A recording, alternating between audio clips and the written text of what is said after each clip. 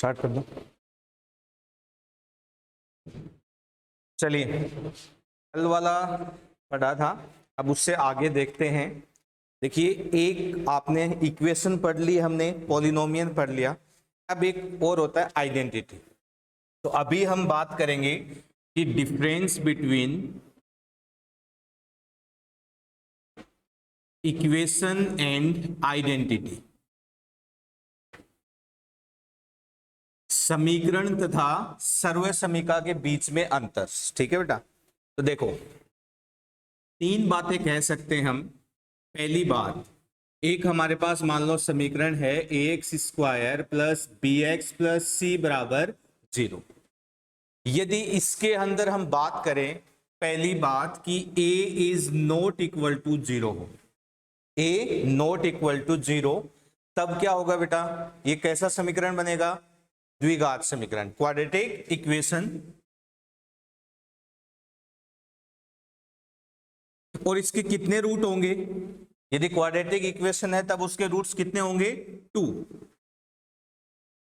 Second, यदि second में मैंने बोला कि a इक्वल टू 0 हो and b is not equal to 0 हो, अब a इक्वल टू 0 हो गया तो ये कैसा समीकरण बचा?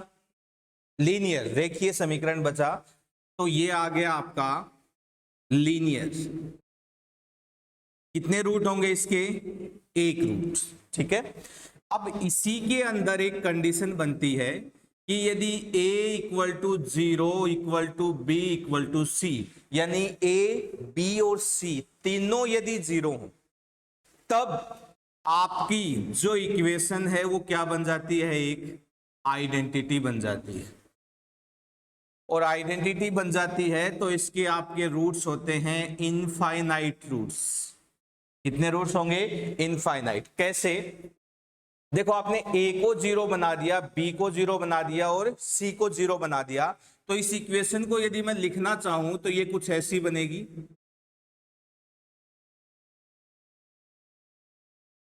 अब यहां देखो बेटा, आप x की कोई भी वैल्यू रखो, हर बार उसकी वैल्यू कितनी बनेगी? 0।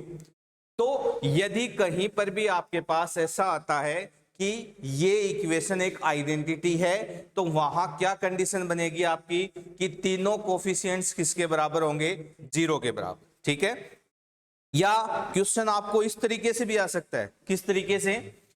कि यहां बेटा यदि एक द्विघात समीकरण है, क्वाड्रेटिक इक्वेशन है, तब आपको पता है कि उसके कितने रूट होंगे? 2।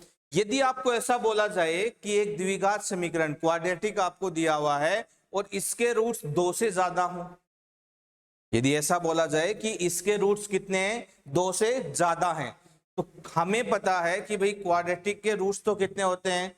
2 ही होते हैं। 2 से ज्यादा हैं, इसका मतलब क्या हुआ? कि वो एक आइडेंटिटी है। ये बात समझने वाली होती है। यदि ऐसा बोला जाए कि 2 से ज्यादा हैं तो वो क्या बन गई? एक आइडेंटिटी बन गई। ठीक है, चलिए इसके ऊपर क्वेश्चन करेंगे। एक बार ये थोड़ा सा नोट डाउन कर लो।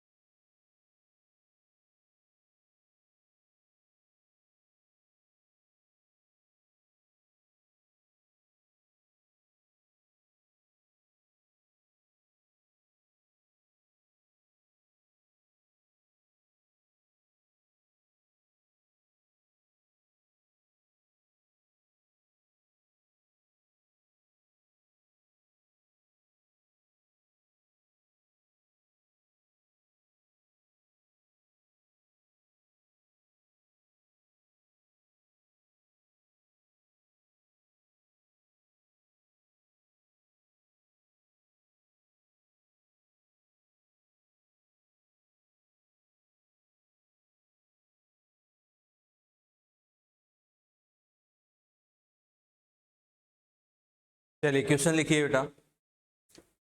यदि समीकरण इफ द इक्वेशन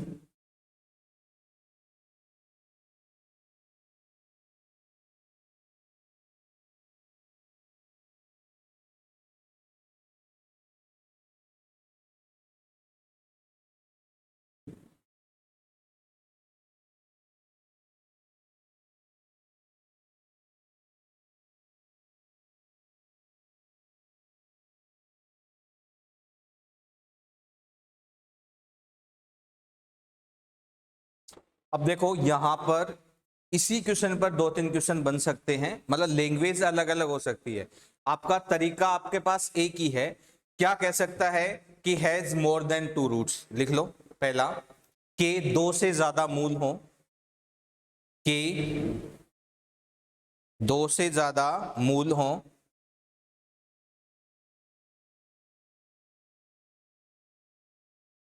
या फिर सेकंड लिखो इसी के अंदर, इज एन आइडेंटिटी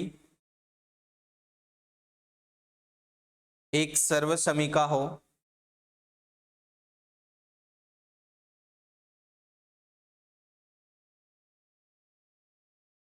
या तीसरा, इज सेटिस्फाइड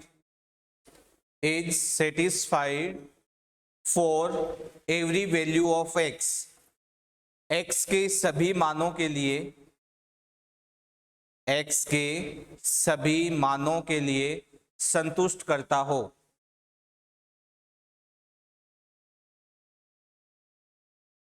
तो तीनों की बात अलग अलग है, ठीक है।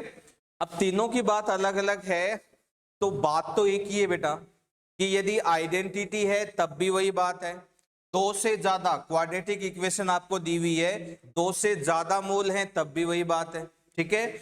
और हर एक्स के लिए सेटिस्फाइड करता है तब भी वही बात है।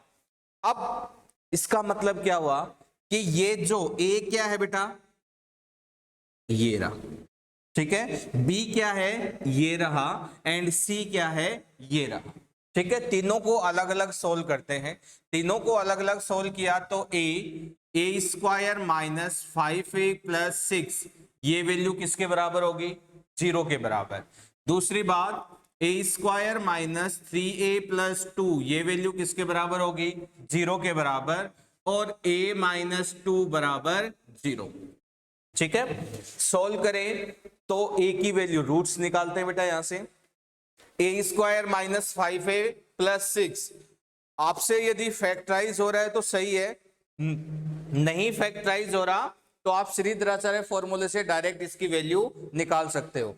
इसकी हमने कल भी निकाली थी, कितनी वैल्यू आई थी,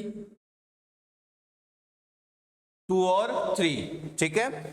इसकी कितना आएगा देखो, इसको मैं किस में ब्रेक कर दूं, 2 एंड 1, और ये कितना हो जाएगा 2 इंटू 1, तो ए की वैल्यू कितनी आ जाएगी 1 एंड 2, और यहां से ए बराबर कितना आ गया 2, ठीक है। अब बताओ कितनी वैल्यूज निकालनी है, सॉरी ऐसा क्वेश्चन में ऐसे नहीं लिखवाया गया, find the values of A, ये भी लिखो बेटा, ए का मान ज्ञात कीजिए, then find the values of A, तब ए का मान ज्ञात कीजिए।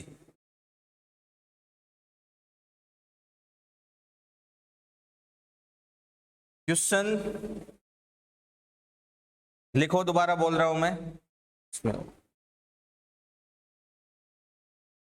फॉर द इक्वेशन, ये इक्वेशन है,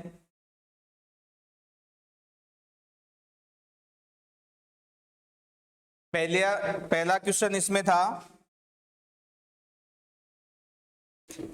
has more than 2 roots, second था is an identity, and third है is satisfied for all values of X. अब देखिए कितनी वैल्यू आएंगी बेटा ए की, कौन कौन सी वैल्यू ले सकते हैं हम,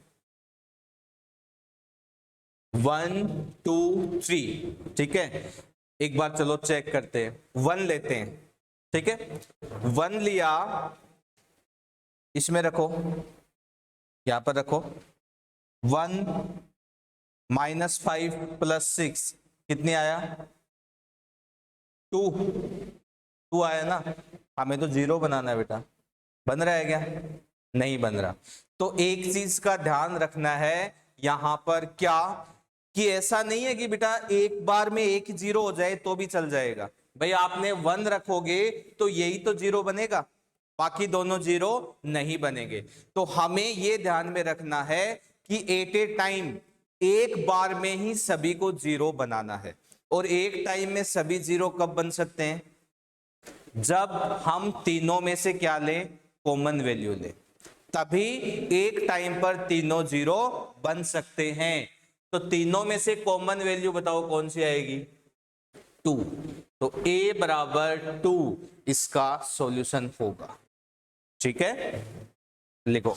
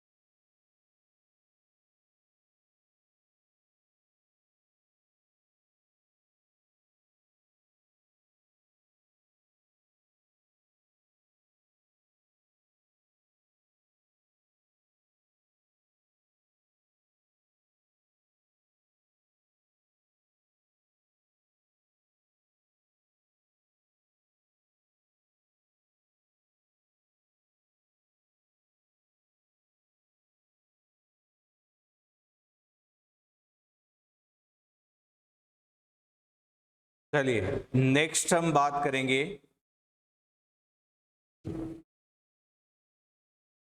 रिलेशन बिटवीन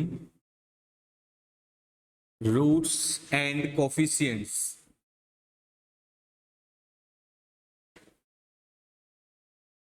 मूल तथा गुणांकों के मध्य संबंध।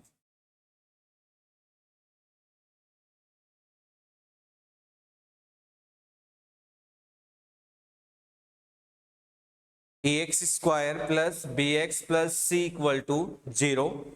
हमारे पास एक क्वाड्रेटिक इक्वेशन है। क्या बोला जाए बेटा, किसके कोई 2 रूट्स होंगे, हमने वो रूट्स ले लिया, एक ले लिया अल्फा और एक ले लिया बीटा। ठीक है, अब देखो जब हम फैक्टराइजेशन करते हैं तो लास्ट में हमारे पास क्या आता है भाई, x - समथिंग x - समथिंग = 0।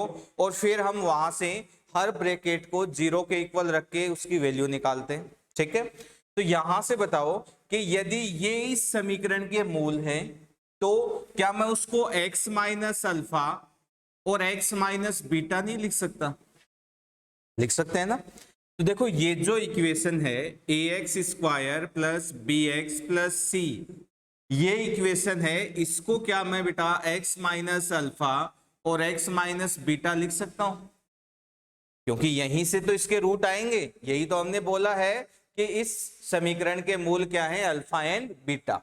तो उसको हम ऐसा भी लिख सकते हैं और कोफिशिएंट्स को इक्वल करने के लिए a से मल्टीप्लाई कर दिया। ठीक है, अब यहां से मैंने a कॉमन ले लिया दोनों तरफ से और कैंसिल कर दिया, +c = a, यहां से भी कॉमन ले लिया और यहां से भी कॉमन लेके कैंसिल कर दिया और इसको मल्टीप्लाई किया तो ये कितना आया, x² - beta x - alpha x minus common लिया अल्फा + बीटा x और प्लस का अल्फा बीटा। ठीक है, यहां देखो ये जो x का कोफिशिएंट है वो क्या है, ये जो x का कोफिशिएंट है वो क्या है, माइनस साइन के साथ में, क्या मैं इसको सम ऑफ रूट्स बोल सकता हूं, मूलों का योगफल। ये रहा सम ऑफ रूट्स, और ये क्या है, मूलों का गुणनफल, प्रोडक्ट ऑफ रूट्स। तो दोनों को यदि हम कंपेयर करें, ये आपके मूल है अल्फा और बीटा, और ये आपकी इक्वेशन है। यदि बेटा दोनों को कंपेयर किया जाए तो आपके पास कुछ निकल के आता है क्या, क्या कि सम ऑफ रूट्स हम डायरेक्ट निकाल सकते हैं, और वो किसके बराबर होगा, माइनस साइन इधर आएगा और b बाई ए। और सेकंड बात क्या कि product of roots alpha beta किसके बराबर होगा, c बाई ए के बराबर। ठीक है, तो रूट्स और कोफिशिएंट्स का ये आपके पास रिलेशन आता है। ठीक है, कर लो इसको, नोट डाउन कर लो, फिर क्वेश्चन करते हैं।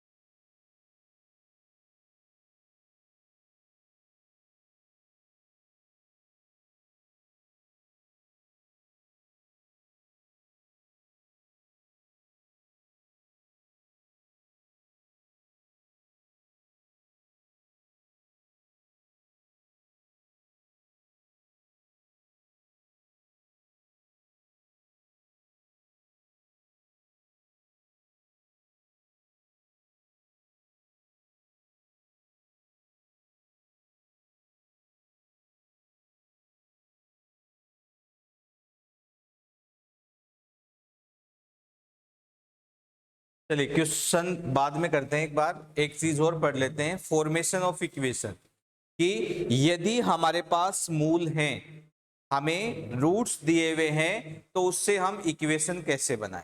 ठीक है, चलिए देखो, अभी अभी हमने रूट्स और कोफिशिएंट्स के बीच में रिलेशन की बात की है। तो ये जो आपका समीकरण बनता है ax square plus B X plus C, इसको क्या बेटा हम ऐसा भी लिख सकते हैं क्या, एक्स स्क्वायर, और a तो आपका बाहर है ही, माइनस यहां मैं लिख दूं कि sum of roots into x, plus यहां क्या आएगा, product of roots equal to 0, ऐसा लिख सकते हैं। तो यदि आपको रूट्स दिए हों और उसका मैं सम ऑफ रूट्स निकालूं, योगफल निकाल लूं और गुणनफल निकाल लूं, और फिर इस इक्वेशन में रख दूं कि, तो क्या आपके पास इक्वेशन बन जाएगी क्या, नहीं बन जाएगी ना। तो कहीं पर भी यदि आपसे बात की जाए कि एक समीकरण या एक इक्वेशन निकालो जिसके मूल्स मान लो अल्फा और बीटा हैं, तो मैं क्या करूंगा, सबसे पहले उनका सम निकालूंगा, उनका प्रोडक्ट निकालूंगा, और फिर इस इक्वेशन के अंदर लिख दूंगा। ठीक है, हम ज्यादातर जो बात करते हैं वो सिमेट्रिक रूट्स में करते हैं, सममित मूल। सममित मतलब जैसे कोई इक्वेशन के मूल अल्फा और बीटा दिए हुए हैं, तो मैं किस में बात करता हूं, वापस अल्फा और बीटा में ही बात करता हूं। जैसे अब करते हैं क्वेश्चन, लिखो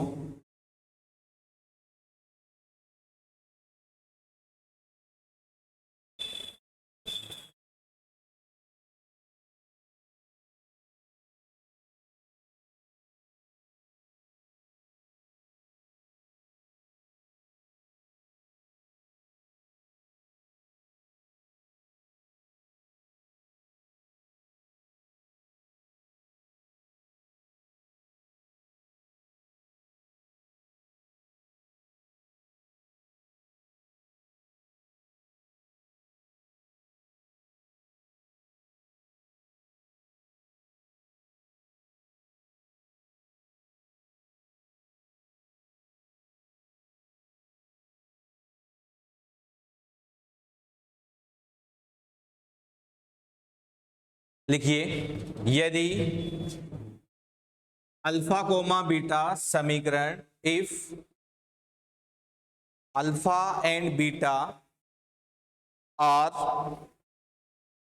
roots of equation, are roots of equation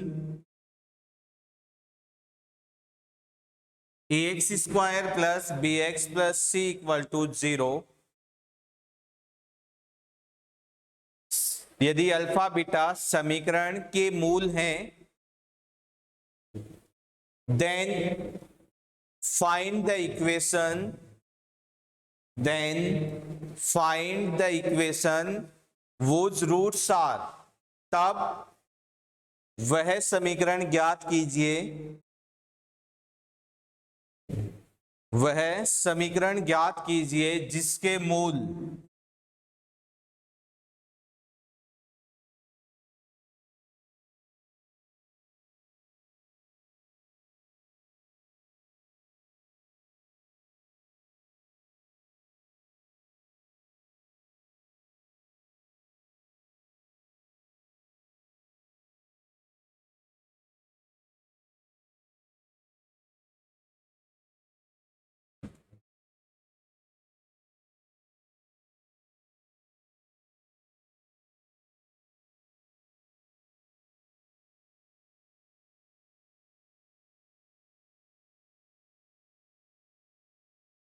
होंगे। चलो, इस क्वेश्चन को करने से पहले कुछ आइडेंटिटी होती हैं जो हमें पता है, उनके बारे में बात कर लेते हैं।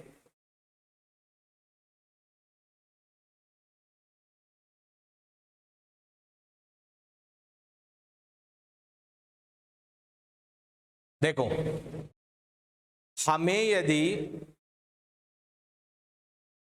हमें alpha square plus beta square की वैल्यू निकालनी हो, alpha square plus beta square, तो एक बात बताइए बेटा कि अल्फा प्लस बीटा का होल स्क्वायर जो होता है वो क्या होता है? कुछ ऐसा ही होता है क्या? यहां से क्या हम alpha square plus beta square की वैल्यू नहीं निकाल सकते? मतलब क्यों कर रहे हैं ऐसा? क्योंकि हमें जो भी वैल्यू चाहिए वो किसकी फॉर्म में चाहिए कि या तो उसमें अल्फा प्लस बीटा आए या अल्फा बीटा आए, इसके अलावा कुछ नहीं आए।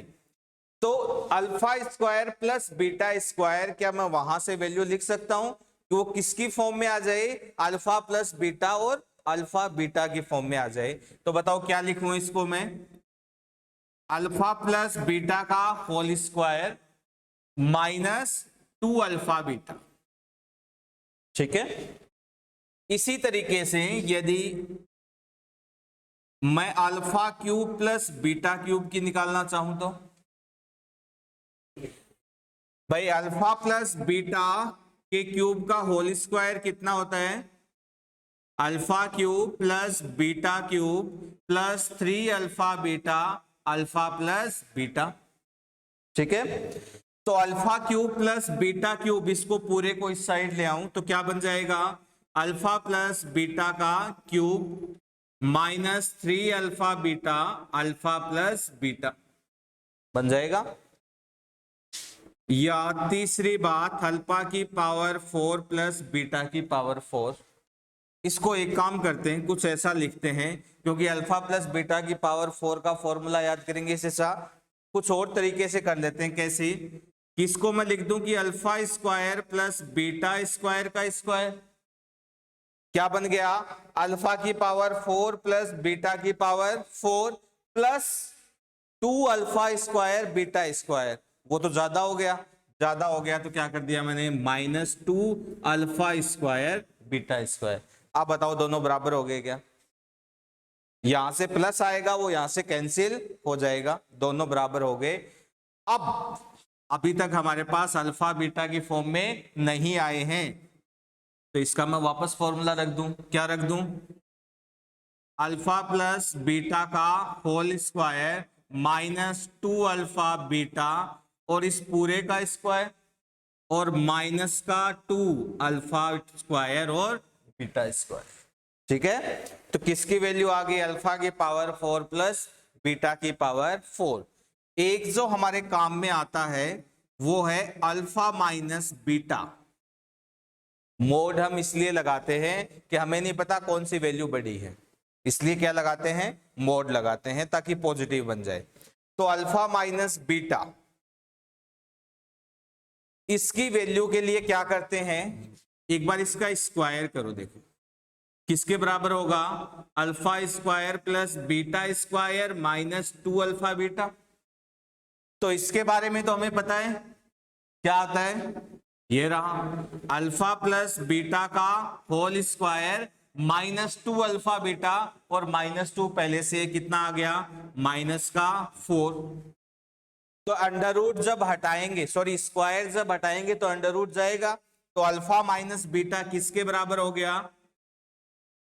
अल्फा प्लस बीटा का होल स्क्वायर -4 अल्फा बीटा। ये फॉर्मूले हमारे सारे काम में आते हैं, इनको लिख लो और फिर एक बार इन क्वेश्चंस को 2 मिनट करने की कोशिश कीजिए। पहला क्वेश्चन,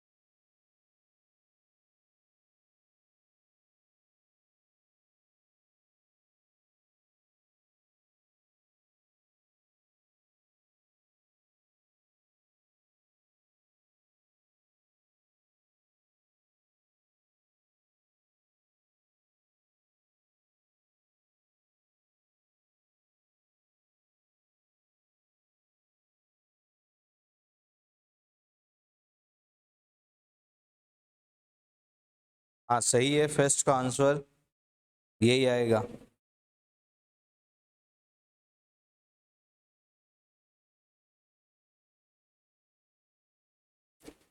एक बार आप लोग कोशिश करो बेटा जल्दी।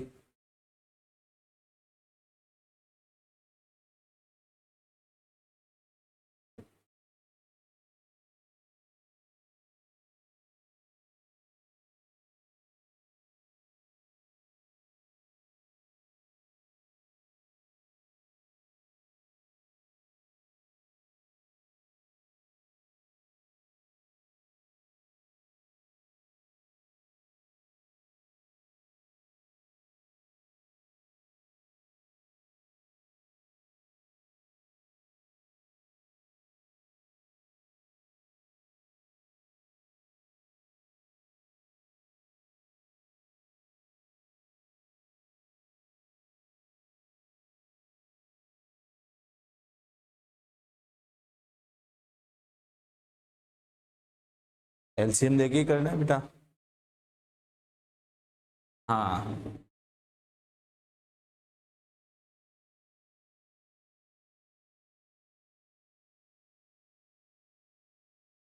ये लिख लिया ना सभी ने?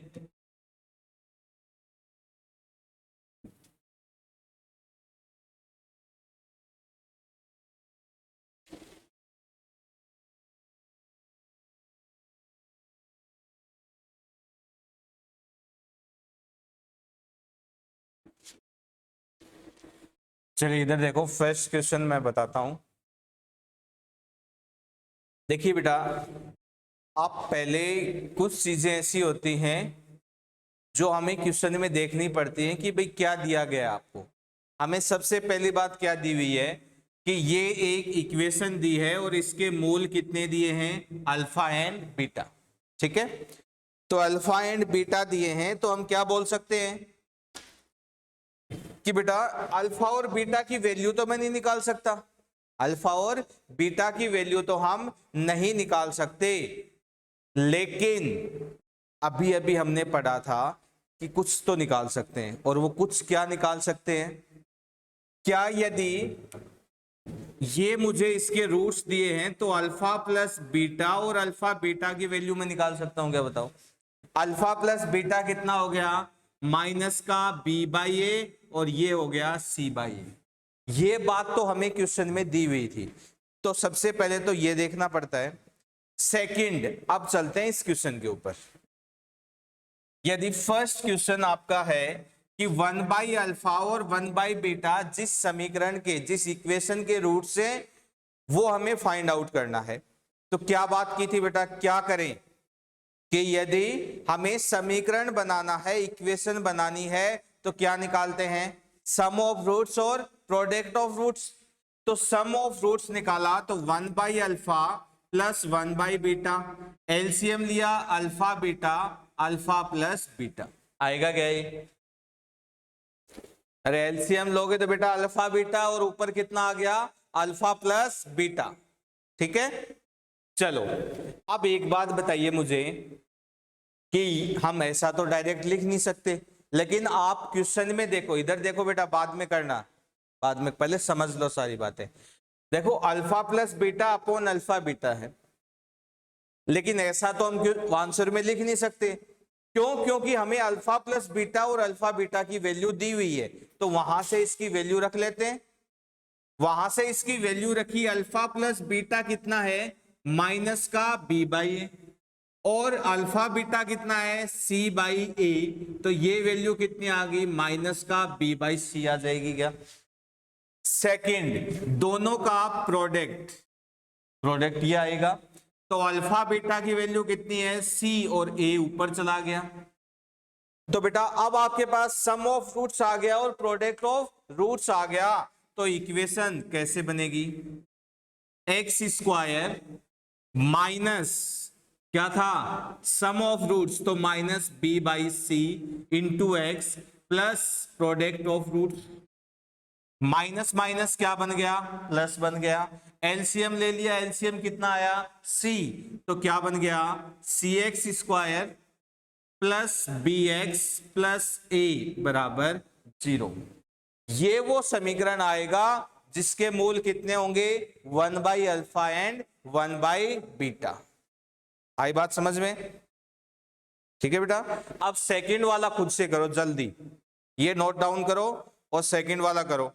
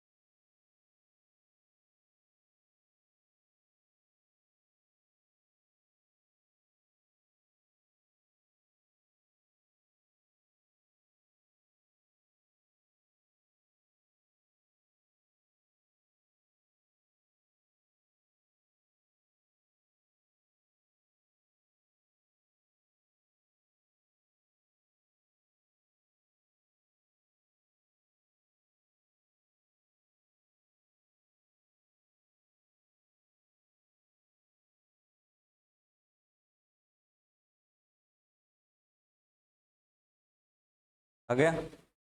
चलो देखते हैं क्या आएगा। देखिए बेटा क्या बोला गया है कि वो समीकरण ज्ञात करना है जिसके मूल अल्फा स्क्वायर और बीटा स्क्वायर हो। तो सबसे पहले मूलों का योगफल निकालते हैं, alpha square plus beta square. अब देखिए बेटा इसके लिए ही हमने वो आइडेंटिटी पढ़ी थी। क्यों? क्योंकि यहां पर जो भी आपको इक्वेशन दी रहेगी आप उससे अल्फा प्लस बीटा और अल्फा बीटा की ही वैल्यू निकाल सकते हो। यदि इसकी मैं बात करूं तो इसको मैं किस में कन्वर्ट करूंगा? अल्फा प्लस बीटा और अल्फा बीटा में। तो ये क्या आएगा? अल्फा प्लस बीटा का whole square minus 2 alpha beta. Value रखेंगे तो अल्फा प्लस बीटा कितना है? माइनस का बी बाई ए, स्क्वायर करेंगे तो b square upon A square minus 2c by a. LCM लिया तो आया ए स्क्वायर, यह आ गया बी स्क्वायर माइनस यहां ए बचेगा 2ac। ये तो आ गया मूलों का योगफल। और मूलों का गुणनफल अल्फा स्क्वायर बीटा स्क्वायर, इसको अल्फा बीटा का होल स्क्वायर भी लिख दे। कितना आएगा? सी स्क्वायर अपॉन ए स्क्वायर। और रखो अब एक्स स्क्वायर माइनस मूलों का योग ये रहा अपॉन ए स्क्वायर इंटू एक्स प्लस मूलों का गुणनफल सी स्क्वायर अपॉन ए स्क्वायर बराबर 0। एलसीएम लेंगे तो क्या बन जाएगा?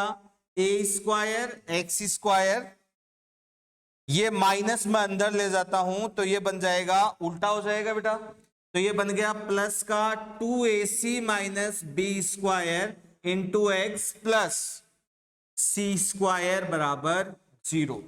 ये आंसर आएगा आपका। लिखो और नेक्स्ट वाला करो। यही आया था क्या बेटा? चलो थर्ड वाला जल्दी ट्राई क्यों, ज्यादा टाइम मत लो, 2-2 मिनट का ही टाइम है बस। आ गया थर्ड का? फोर्थ का करो फिर।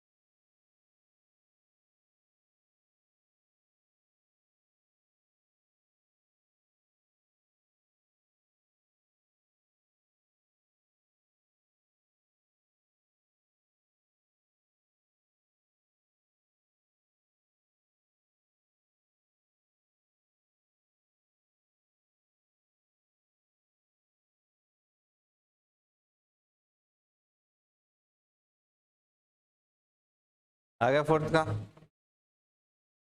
चलिए सेकंड वाला हो गया। थर्ड का आंसर सभी मिला लेना। थर्ड में क्या है? अल्फा बाई बीटा और बीटा बाई अल्फा। तो सम ऑफ रूट्स निकालते हैं, alpha by beta beta by alpha. LCM तो कितना आया?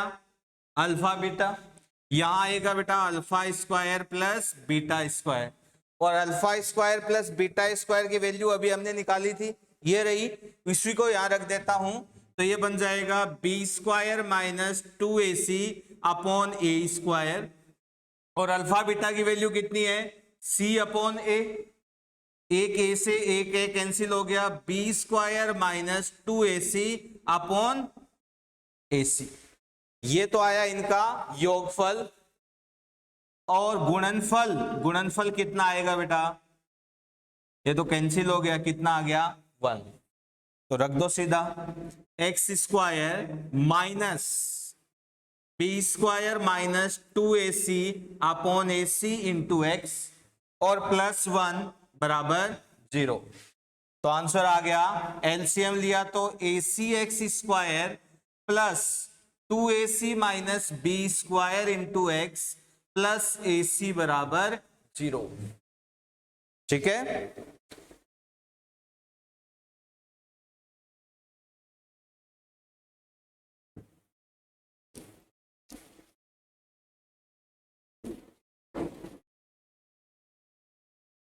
और फोर्थ वाला सबसे पहले मूलों का योगफल निकालेंगे। इसका फॉर्मूला अभी हमने पढ़ा था, क्या आएगा? तो अल्फा प्लस बीटा का होल क्यूब कितना आ गया? माइनस बी बाई ए का whole cube minus 3 alpha beta मतलब सी बाई ए, और यहां वापस अल्फा प्लस बीटा। तो ये आ जाएगा बेटा, देखो क्यूब है तो माइनस का साइन रहेगा, तो माइनस का B cube upon A cube minus minus plus 3BC upon A square. LCM लेके सोल्व करते हैं इसको, तो क्या बनेगा बेटा? एलसीएम तो आ गया ए क्यूब, यहां कितना आएगा? माइनस का बी क्यूब, और यहां आएगा 3ABC। या इसको मैं सीधा लिखना चाहूं तो 3ABC minus B cube upon A cube. ठीक है बेटा, ये तो आ गया मूलों का योगफल। अब गुणनफल की बात करें तो अल्फा क्यूब बीटा क्यूब, इसको मैं अल्फा बीटा का क्यूब भी लिख सकता हूं। तो अल्फा बीटा कितना है? सी बाई ए, और उसका क्यूब कितना हो गया? C cube upon A cube. रख दो, एक्स स्क्वायर माइनस कितना आएगा बेटा?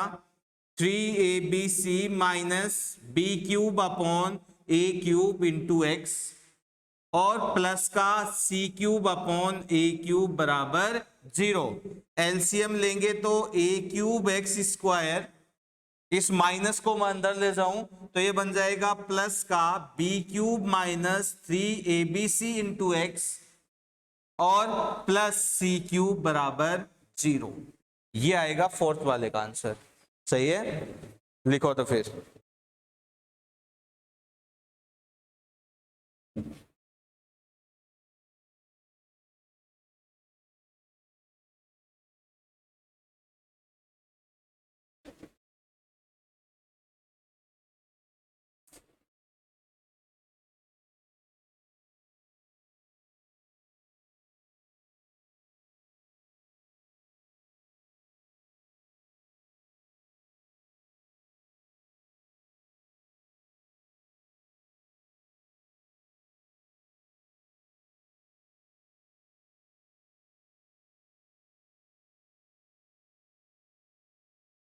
मेंस में तो नॉर्मल बातें आती है ना।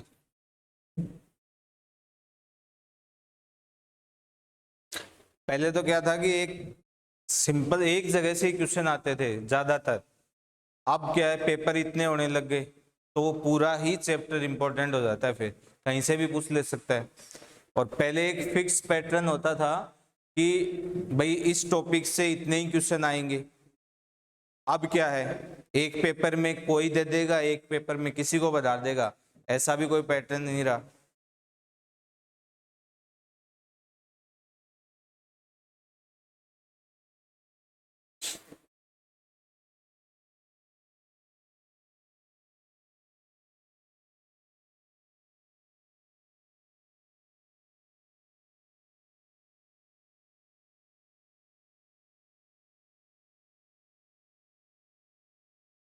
डिवाइड में ए की पावर क्यूब की जगह ए स्क्वायर आएगा फोर्थ क्वेश्चन में। कहाँ बता रहा है ये? यहाँ पर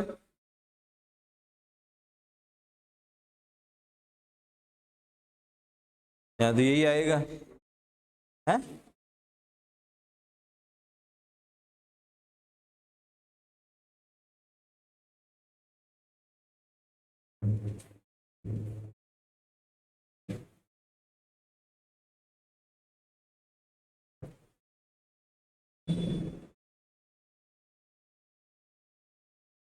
दिख रही है बेटा?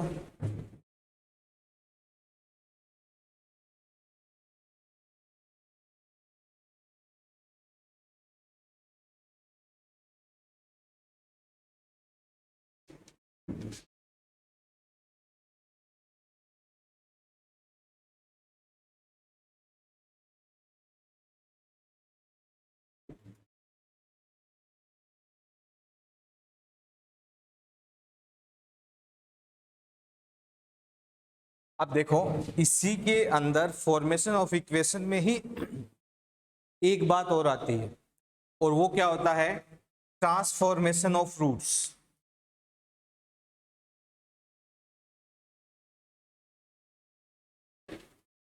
मूलों का रूपांतरण।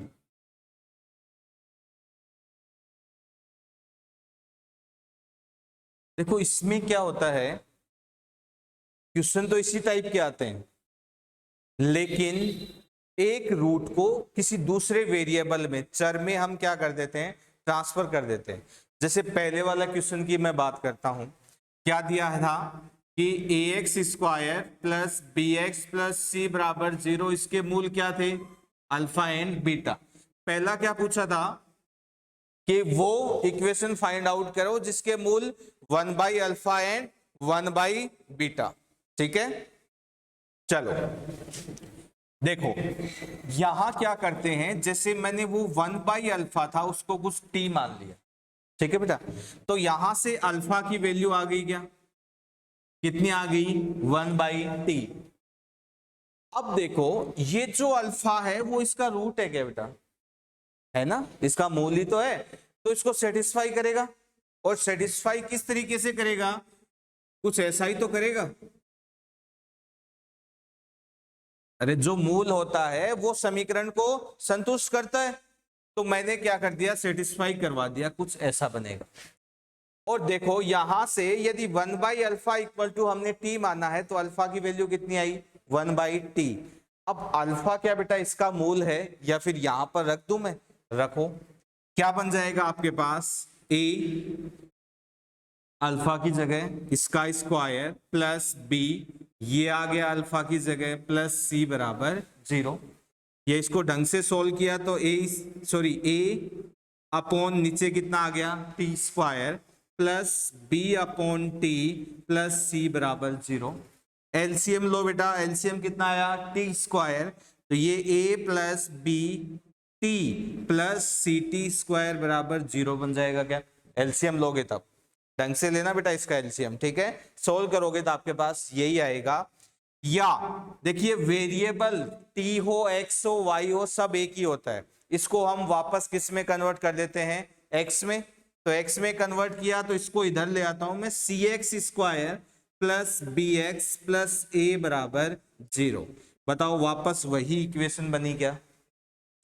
तो ये भी एक दूसरा मेथड है इक्वेशन फाइंड आउट करने का, जिसमें हम क्या करते हैं कि जो रूट दिया हो उसको किसी दूसरे में ट्रांसफर कर देते हैं। 1 बाई अल्फा हमें पता करना था, उसको मैंने क्या मान लिया? टी के इक्वल मान लिया, मेरे पास अल्फा की वैल्यू आ गई। और ये अल्फा दिए हुए समीकरण का क्या होता है? मूल है, तो उसको सेटिस्फाई करेगा, सेटिस्फाई करवा देते हैं। इसी तरीके से जो सेकंड वाला था, क्या था? अल्फा स्क्वायर और बीटा स्क्वायर। ठीक है, तो अल्फा स्क्वायर और बीटा स्क्वायर था, क्या करूं? अल्फा स्क्वायर को क्या मान लिया? टी। तो बेटा अल्फा किसके बराबर हो गया? अंडर रूट टी के बराबर हो गया। और अंडर रूट टी के बराबर हो गया, अल्फा उसका क्या है? मूल है, सेटिस्फाई करेगा, करवा दो। सभी क्वेश्चन इसी तरीके से होंगे, लेकिन कुछ चीजें उसमें ध्यान रखने वाली हैं, वो आप खुद सोचना। ठीक है ना? और चारों क्वेश्चन इस तरीके से, पहला तो मैंने करवा दिया, बाकी तीनों आप खुद इस तरीके से करोगे, और फिर कल हम उसके बारे में डिस्कस करेंगे कि भाई क्या दिक्कत होती है, कि क्यों नहीं होता। सीधा नहीं आता, थोड़ा बहुत देखना पड़ता है, उसको समझना पड़ता है। क्यों? क्योंकि यदि आप सीधी वैल्यू रखते हो तो जो लास्ट में इक्वेशन बचे वो एक क्वाड्रेटिक इक्वेशन ही आनी चाहिए। यदि क्वाड्रेटिक इक्वेशन का मतलब क्या होता है बेटा? उसमें एक्स स्क्वायर आना चाहिए। क्या आना चाहिए? एक्स स्क्वायर, या फिर टी स्क्वायर आना चाहिए, तब वो क्या बनेगी? एक क्वाड्रेटिक बनेगी। यदि ऐसा नहीं है तो आपको उसको कुछ कन्वर्ट करना पड़ेगा। वो चीज आपको ध्यान में रखनी है कि कैसे कन्वर्ट करूं। ठीक है, तो एक बार आप लोग कोशिश करना, फिर देखते हैं कि उसको कैसे कन्वर्ट कर सकते हैं और कैसे नहीं।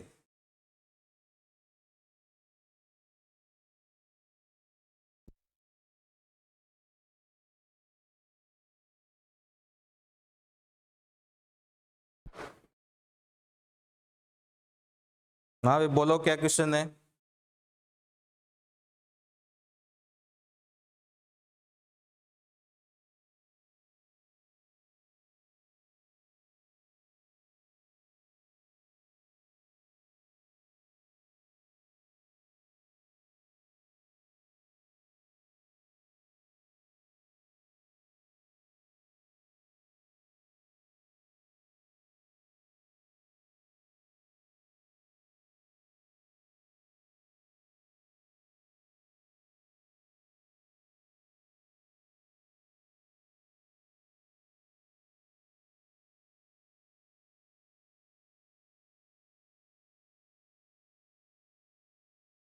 हाँ सही है, कोशिश करना कल करने की।